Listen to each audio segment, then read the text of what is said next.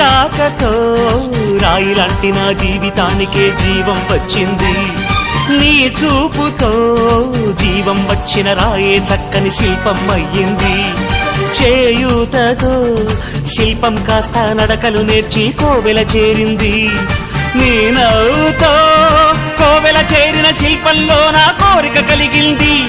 ఆ కోరికేమిటో చెప్పని నన్ను వీడి నువ్వు వెళ్ళొద్దని, మళ్ళీ రాయిని చెయ్యొద్దని.